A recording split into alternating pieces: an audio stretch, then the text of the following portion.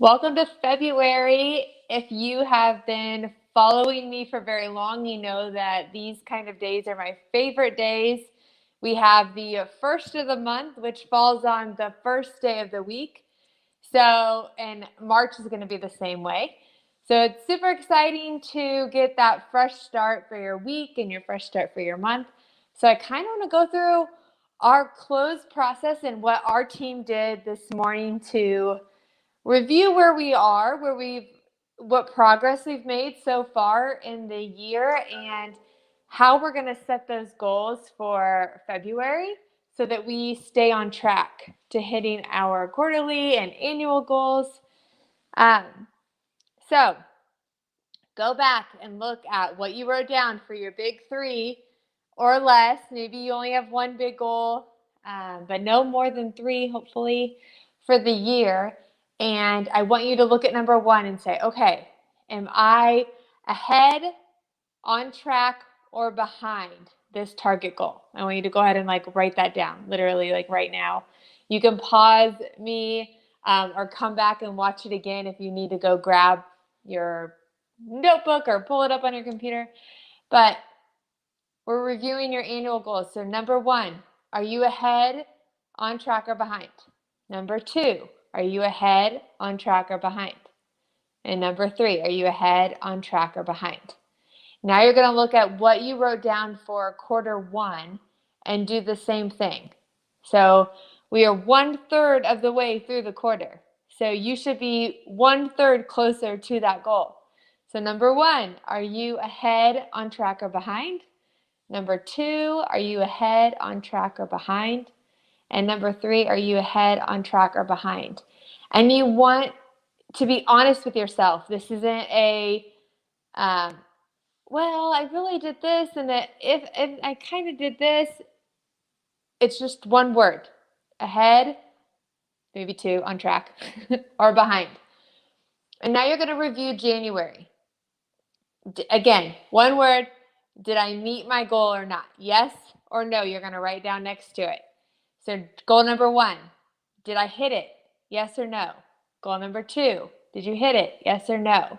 Goal number three, did you hit it? Yes or no? Now you can take some time and really kind of why didn't I hit that? What can I do better next time? What are some areas that I could fix? Following our daily close, what we kind of do on a day-to-day basis when we're talking about our wins, our losses, and our fixes. Now we're looking at it from the whole month of January and our goals.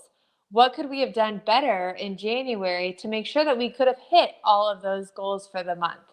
So brainstorm that a little bit.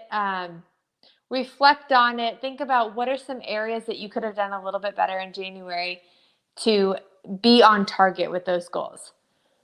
Now we're going to go back and review where we're at, if we were ahead, on track, or behind for our quarterly goals, and say, okay, what do we need to do in February to make sure that we can, at the end of the month, say we're on track or ahead, we're on track or ahead, we're on track or ahead for each one of those goals. And so that's how you're going to plan out your February. It doesn't necessarily mean if you didn't hit January, you don't necessarily have to carry that over. We want to make sure that we are getting to our quarter goals by the end of March. So you have 2 months left. So what do you need to hit at the end of February to get there? I don't remember who said it. I listened to a lot of different people and a lot of different books and podcasts. But someone said that we tend as human beings to overestimate what we can do in a short period of time and underestimate what we can do in a long period of time. So in a day, we tend to write down 12 things that need to get done in a day, and there's no way we can get those done.